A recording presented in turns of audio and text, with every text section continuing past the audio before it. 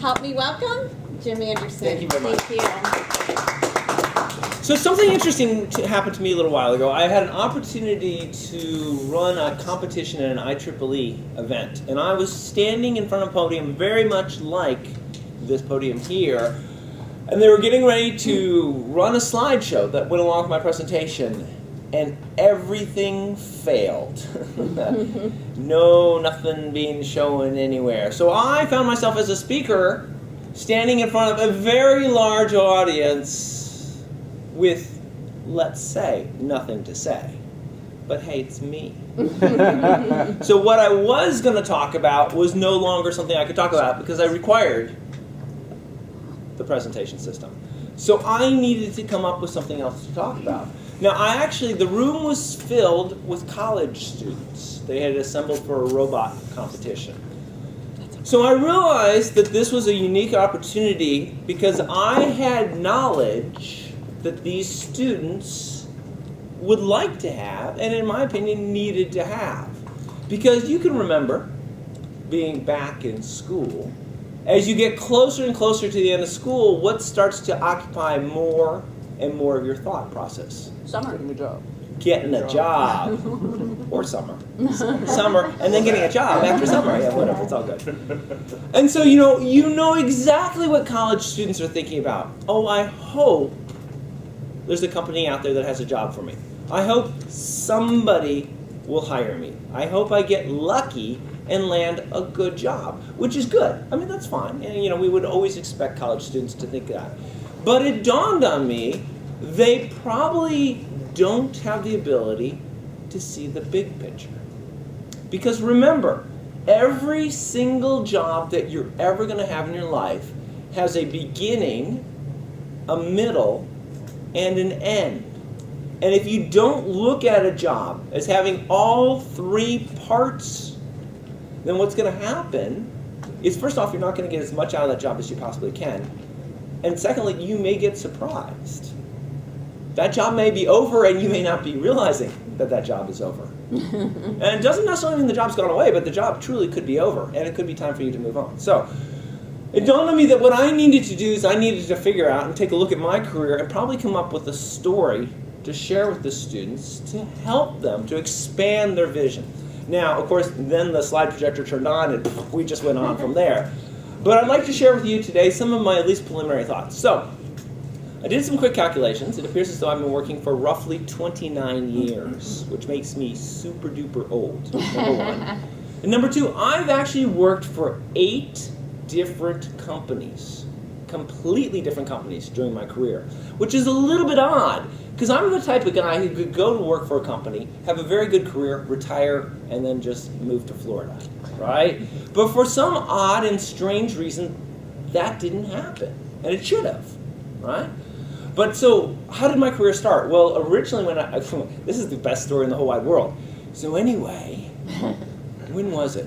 Halfway through my junior year in high school, I went with a friend to a job fair on a lark, because he was a senior and he was looking for a job. And I submitted my resume.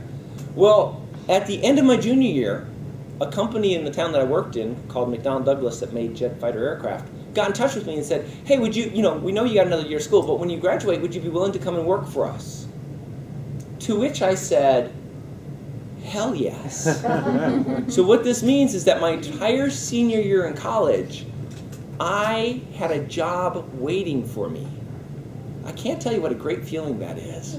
All I had to do was pass my damn classes, right? I didn't really have to worry about interviewing. I did, because that's what you sort of do. But it was there. I had a sure thing. How cool was that? But anyway, so I went to work for McDonnell Douglas. It was a very good job. It was a very engineering job, right?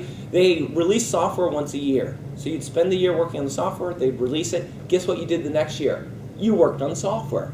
End of the year you released it. Guess what you did the third year? I was there for 6 years. I had a blast. I worked with great people. I had a very specific technical knowledge. I mean, it's like a niche. It's like a super niche. But I knew it, and I knew it very well. And I actually owned a piece of the code. It was my code. And so if you wanted something done with it, you came to me. So as a kid out of college, I mean, that's a little bit of power. You love that sort of stuff. Now, at the same time I went to school, I got a master's degree. Now, I popped out of school, had a master's degree. Now, my employer sent me a letter or something like that, said, congratulations, you got a master's degree. But they didn't change my salary. Uh-oh, that's a problem. I spent a lot of time getting that dang master's degree. So what I discovered is actually a college degree, if you get another one, is worth probably about 15% increase in your salary. But you'll never get it from the company that you're working for. And the reason is because when they look at you the day before you graduate, you look one way. When they look at you the day after you graduate, you look exactly the same. Okay? So what you need to do is you have to leave that company and you have to go work for another company. And in my case, I left McDonnell Douglas and I went to work for a company called Siemens. Siemens worked in a completely different field. I had been working on jet fighter aircraft. I went to work for Siemens, and Siemens built telephone switches.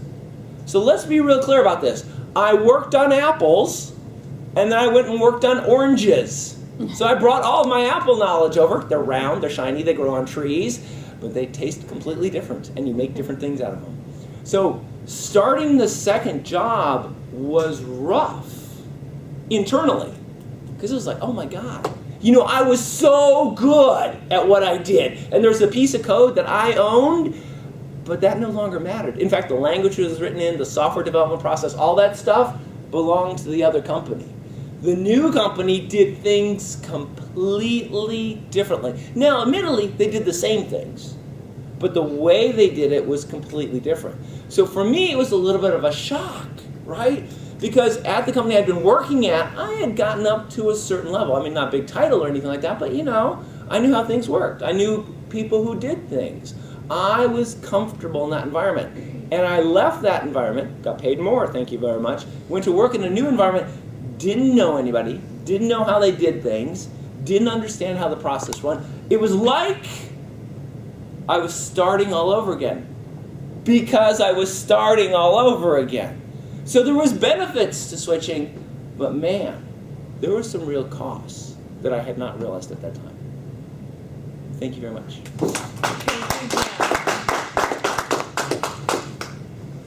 I think that is a good message that Jim gave us. One of the things